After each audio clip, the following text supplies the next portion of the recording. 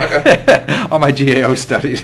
They're the most wonderful things to find out about programs is our GAO reports. Exactly. Well, as I was saying, the workforce development programs have really been around in some way, shape, or form since like the 1930s. They started. Oh, really? They really started. And I thought it was Robert Reich did it all. They started. They actually started as part of Roosevelt's War on Poverty, and there was a series of what they used to call Manpower Acts. They didn't really come to a formalized type of legislation until the 1950s, 1957 or so. They came up with the You mean what we had the work? What were those work bonds? We took artists and had them paint buildings. And that was like CETA. That didn't happen until there may have been some of that back in the 30s, 40s, and early 50s. But from a legislative standpoint, they didn't come together in an act until or during the Korean War, when when people were leaving and unemployment went up a little bit and started spiking when the Korean War was over. Right. And so after that happened, then the feds created the Manpower Workforce and Development Act, MWDA. I see. And that lasted for about 10, 15 years until the 60s, about 63, and then they came up with the Comprehensive Employment and Training Act, which was, they called it CETA. Yeah, I remember that. And that's when they did the things like you're talking about the artists painting the buildings and things like that. And basically it was like subsidized employment, basically, just to get people. But didn't we have that in the Depression too, subsidized employment?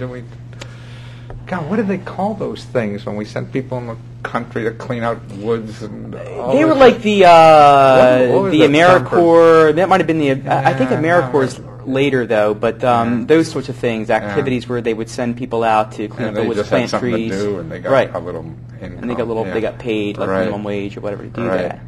And so CETA was the next one, and that lasted until 1982, pretty much for. I think from 72 to 82 for about 10 years, and then 82 they came up with the Job Training Partnership Act. It was passed into law in 1983, and that lasted until 1999 with the Workforce Investment Act. Job Training Partnership. Yeah. Now, so that's not around at all anymore. No. Right. No. And that was in '99. The '99 started the Workforce Investment Act. Yeah.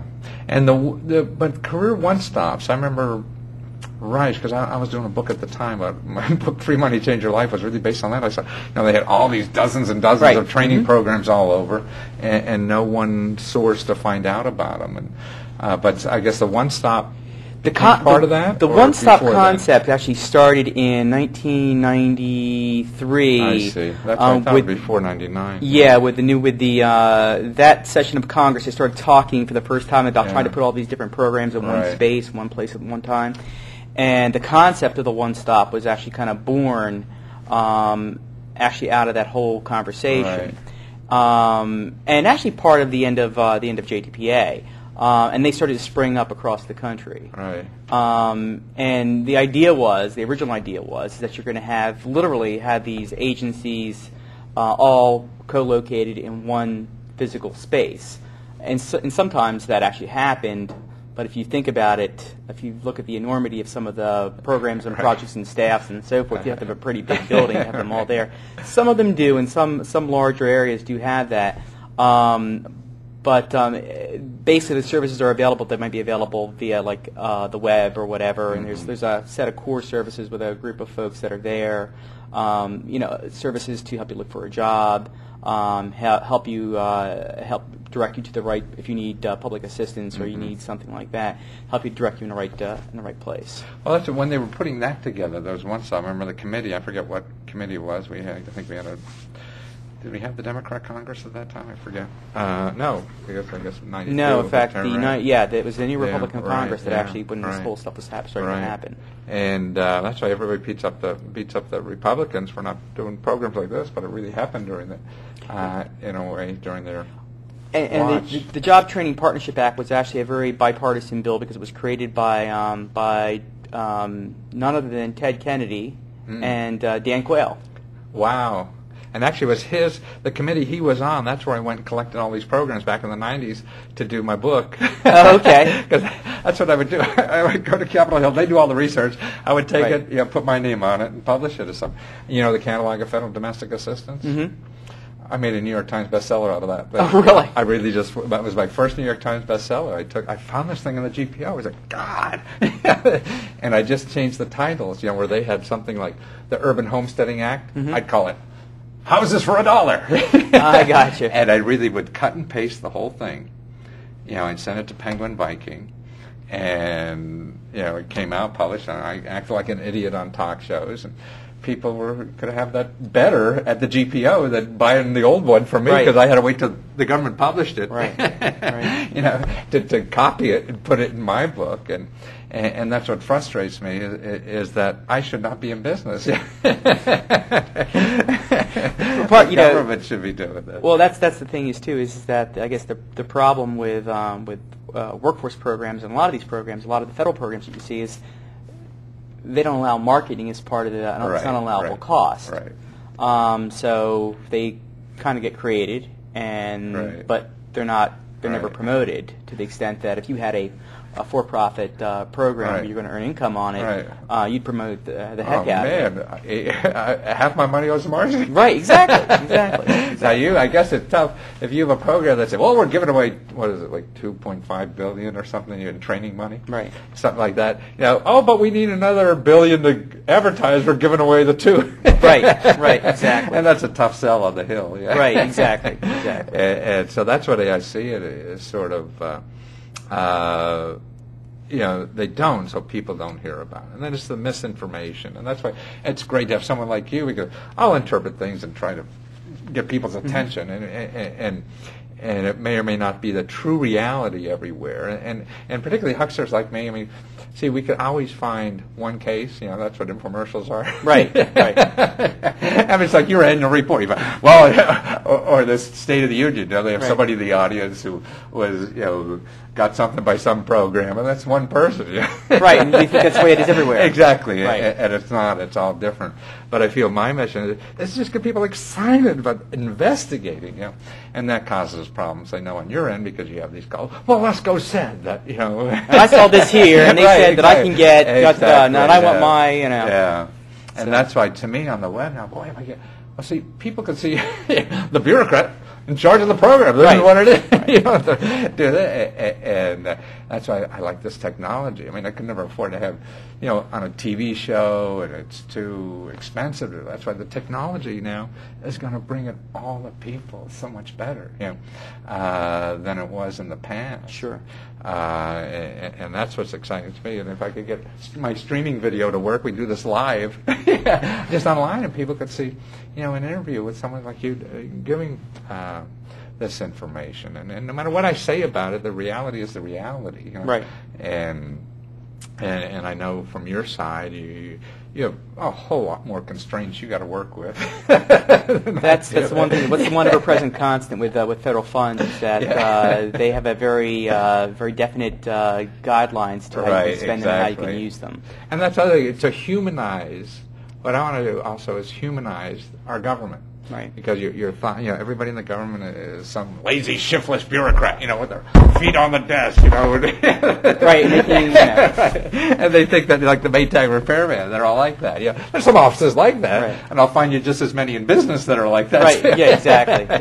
So it's a function of large organizations, and that's why I'm trying to, if we could train people how to deal with large organizations, I think that's the key.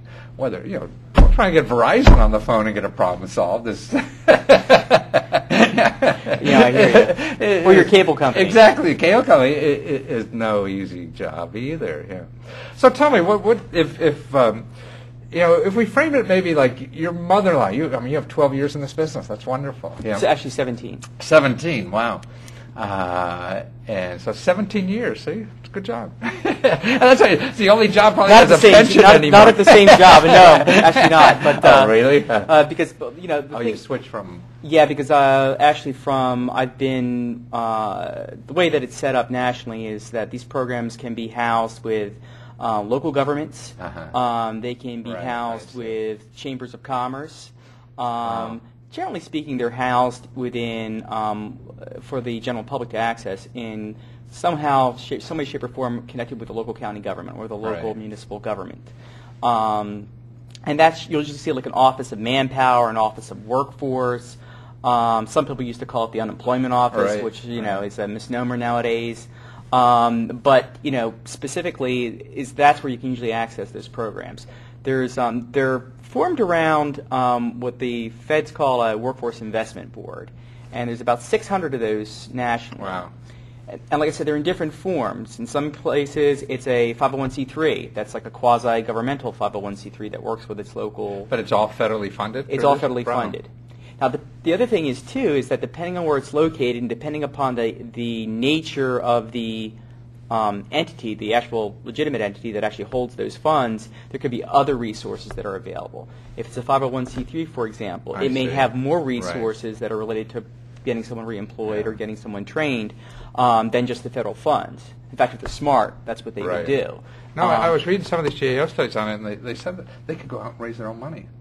Some of them can, if they're 501c3. Or even charge for their services. If they're a 501c3, absolutely. Yeah, right, that's amazing to me. Government entities have a little bit of a hard time charging usually because it's as far as the funds they bring back in, it's difficult to actually capture that and to actually utilize that again. But the 501c3s and some like local county government entities can do that, and they have the infrastructure in place to do it. So now you're at the state office, right? So are you over all these, dozens or whatever they are in the state of Maryland? There's 12 workforce investment boards in the state of Maryland. Yes, we are responsible for the administration of their programs. So even though they may be nonprofits and everything at the local level, they all go through the state. The federal funds do. The federal state. Oh, so you distribute. Well, so you we distribute the federal funds. Yeah, we're kind of like their we're their grantor basically. Right. I see. For the federal fund piece of it. Now, obviously, a lot of them have. Before I came to the state, I was actually the CEO of a nonprofit, and I had the federal funds, but I had probably an equal or greater amount of non-federal funds or local county government funds. To do different types of workforce programs that kind of added value to the federal ones. Like, for instance, what would be? I'll give you a good example. If someone gets laid off because the company they work for picks up and moves out, okay, part of the funds that we have for just the people that lose their job like that enables us to do outplacement for those companies and help to reconnect those folks with other jobs. I see. Federal funds don't permit the activity of the outplacement and connecting them with other employment, but one of the things that we actually picked up as a local county entity and a 501c3 was a health care. They have COBRA in this state, which is like basically a program for when people lose their job to pay for their health insurance. The piece we picked up was in addition to that, so it actually, COBRA is not the greatest in the world as far as the amount of money that you get. This other piece was like a local county program that actually enabled the individual to receive more funds. So you helped pay for their health care while they were looking for a job. That program did, right? Not from the federal, but from your state. From the county. From the county. And we helped them connect to that. Right. Wow, that's amazing. So that's where people get to me. Well, all government programs are this, and you can't. No, they're different everywhere. So you have a local county government at what used to be called the unemployment office. Right. That would actually, if you lose a job, they help you pay for your health care. Right. Yeah. So who would ever think? Right. Yeah. And the hard thing about it is that that's not available everywhere. Right, that was available in that county at that point in time. But the best thing I think for people to do is ask. Absolutely. And inquire. That's why people want to come to me and say, "Well, where's the one program, that's going to solve their problem?" I don't know. And what I see every time I go after something, I find 10 other things I never knew what to ask for. Never knew they existed. Right. And that's why we're the question mark too. Because, looking for a program. Well, I got to find a grant to do whatever it is, and who, like, you're looking for a grant to train, and who would know there's a financial assistance for healthcare, because that's really what you're hurting with, probably, right. But you didn't know. You just need money. So, and the biggest thing I have, especially all these other hucksters, sort of like me, selling grant kind of stuff. When 80% of the money that's given out for free, so-called, is not even called grants. Right. You're right. So I called up you trying to pay my health care bill, asking for a grant. We don't have it. Whatever. We don't have a grant. Right. We have a direct payment or something. Yeah, you have a program you can enroll in, and if you're eligible, then right, you can receive it. Right. Yeah. So it is. That's why a little bit of information is so dangerous. And as you're saying, just get out there and try it. Just get out there and look. And, and if you go and I've been around to different states and I've talked to other entities, other similar local entities and state entities that do workforce development. And I learn something new every time I talk to a new state. It's like, you guys can do what? And like, one state has a project, has its workforce programs are housed in its in that state's chambers of commerce, because that was a decision that state made. Right. And that kind of brings with it a whole other slew of like business programs for someone who wants to start like entrepreneurial type of training, entrepreneurial business, reimbursement for if you so much money to start your own business to for startup costs and things like that. So I mean, who would have thought? Right. I'm out of work and now I could go to a government office that will help me finance a business, right? Mm-hmm. You're saying this was a labor program and help you live through that. Because then you could use your unemployment money as to live on, right, in addition to the startup cost. Right. So it's really everybody's looking for that kind of venture capital, so they don't have to worry about it, and the government's doing it. Yeah. Another good point to mention too is like veterans, for example. Yes. Depending upon who you are and what your background is, veterans, for example, have access to a whole slew of different opportunities. They have there's a special program within the Veterans Administration. It's kind of tied with the U.S. Department of Labor that actually helps fund former vets to start their own business. Wow. So that's I'm taking notes here. But it's run through one stops? It's run through one stops. And that's and it's run through something right. And it's something called the there's a national entity called the VWIB. You're familiar with WIBs, the Workforce Investment Boards? The VWIBs are the Veterans Workforce Investment Board. And there's a national Veterans Workforce. I see. Yeah. I remember. I give speeches over at the hospital, Walter Reed, and people shot up and getting out, and most people only know about, in the military, about the veterans, right, and the Department of Defense programs, whatever they have, and my thing is that, boy, who should be first in line for all the other programs? Right, except these people who were absolutely, and trying to educate them about, just don't even go to vets and Department of Defense. You want to buy a house, you go somewhere else. There are training programs that are non-vets they're still eligible for. Everybody thinks they have to find a program with their name on it, and most of them have nobody's name on it. They don't. And if you like I said, the more you ask about them, the more you'll learn. Yes. Like for the vets, that same another counterpart or another component of that program is also they'll provide you with space. Space, and really? they'll have they have locations that buildings that they rent out that they own, and they'll help somebody start up their own. So these incubator kind of stuff. Incubator, it's like a business incubator. Exactly. Right. Now that's, God, I mean, what a country. Yeah. But it takes effort, I guess, the whole thing about it. What do you think is the biggest? I mean, you've been in business, 17 years. The biggest misconception people have about, unemployment programs, if you put a big general. Probably that there's too many strings attached. Which there's strings attached, there are. But the biggest piece is going in and doing your research, doing your homework, and finding out what's out there, and then taking advantage of it. Right. We were talking a few minutes ago about larger companies and startup companies. Right. They do their homework. Right. And the ones that take advantage of most of the federal programs have done their homework really well. Absolutely. And they take advantage of every single solitary program. Absolutely. They don't let them go. I mean, it was a GAO study about the programs for employers, not employees. Right. And it's like 80% of the businesses by big companies, not little companies. Right.